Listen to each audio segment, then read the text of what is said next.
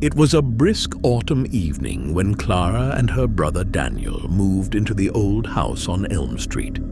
The siblings had inherited the house from their late Aunt Margaret, a woman neither of them had known well. The house was large, Victorian, and had stood empty for years, its once grand appearance now shrouded in decay. The townspeople whispered about its haunted past, but Clara and Daniel dismissed the stories as mere local folklore. The house creaked and groaned as they explored its many rooms, each one filled with dusty furniture and cobweb-covered corners. In the dim light of their flashlights, the wallpaper seemed to peel back like ancient skin, revealing secrets long forgotten. The air was thick with the scent of mildew and something else, something almost metallic, like blood. "This place gives me the creeps," Daniel muttered, shining his flashlight down a dark hallway. "Are you sure we want to stay here?" "It's just an old house," Clara replied, though her voice betrayed a hint of unease. "We'll clean it up, and it'll feel like home." But as the days turned into nights, the house's eerie atmosphere grew more pronounced. Strange noises echoed through the hallways, footsteps on the stairs, and doors creaking open and closed on their own. Clara and Daniel tried to rationalize the sounds. Old houses made noises after all, but deep down, they knew something was wrong. One night, as Clara lay in bed, she heard a faint whispering sound.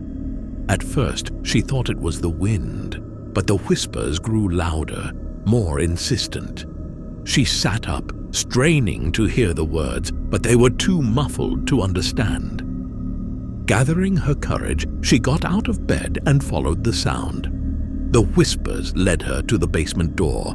Clara hesitated, her hand trembling as she reached for the doorknob. The whispers grew louder, almost frantic. She took a deep breath and opened the door, the old hinges squealing in protest. The basement was pitch black, and the smell of damp earth and decay wafted up the stairs.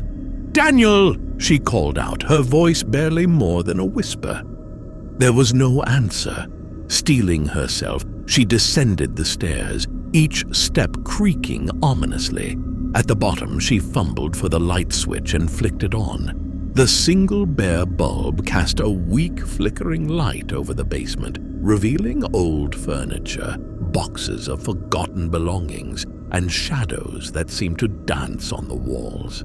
The whispers had stopped, but Clara could feel a presence in the room. She moved cautiously, her eyes scanning the basement for any sign of life. As she reached the far corner, she saw something that made her blood run cold.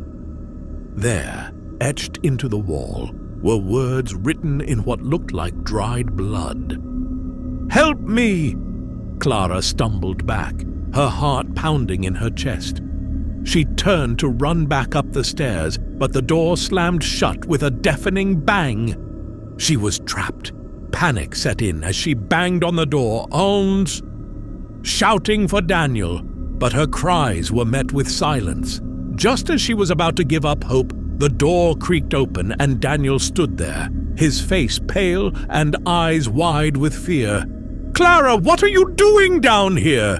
he asked, his voice shaking. "The whispers, the writing on the wall," she stammered, pointing to the corner. But when they looked, the writing was gone. Daniel shook his head, his expression a mix of concern and confusion. "There's nothing there, Clara. You must have imagined it." Clara knew what she had seen, but she didn't argue. They went back upstairs, but the feeling of dread lingered. That night, the whispers returned, louder and more persistent than before, and this time Daniel heard them too. The next day, they decided to do some research on the house's history. At the local library, they uncovered old newspaper articles about a series of disappearances that had occurred in the house over a century ago. The victims were never found, and the house had been abandoned ever since. Armed with this new information, Clara and Daniel returned to the house, determined to uncover the truth.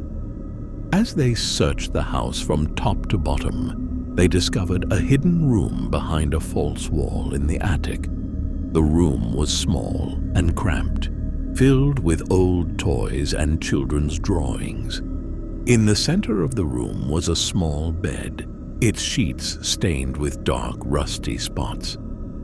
"This must be where the children were kept," Clara said, her voice barely above a whisper. As they stood there, the temperature in the room dropped suddenly, and the whispers returned, louder and more urgent. The walls seemed to close in around them, and they could feel a cold, malevolent presence watching them. "We need to leave," Daniel said, grabbing Clara's arm. "Now!" But as they turned to go, the door slammed shut, trapping them inside. The whispers grew louder, more frenzied, and the room began to spin. Clara and Daniel clung to each other, their hearts pounding with fear. Suddenly, the room went silent. The air was still, and the oppressive presence was gone. The door creaked open, and they stumbled out, gasping for breath.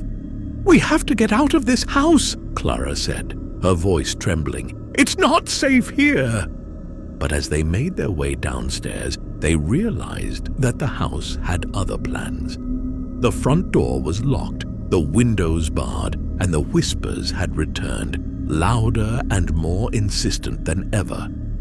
Trapped and terrified, Clara and Daniel knew they had to find a way to escape the house's grasp. But as the whispers grew louder and the walls closed in around them, they wondered if they would ever see the light of day again. The oppressive atmosphere of the old house on Elm Street seemed to grow thicker with each passing minute. Clara and Daniel were trapped, the whispers around them growing louder and more insistent. They felt the walls closing in and their panic rising with each breath. "We need to find another way out," Daniel said, his voice shaky but determined. They searched the house frantically, trying every door and window they came across, but each one was locked or barred. The whispers followed them, echoing through the halls, urging them to give in to the house's dark embrace. Desperation drove them to the basement once more. The old wooden steps creaked under their weight as they descended, the damp air thick with the scent of mildew and decay. The single bare bulb flickered ominously, casting eerie shadows on the walls.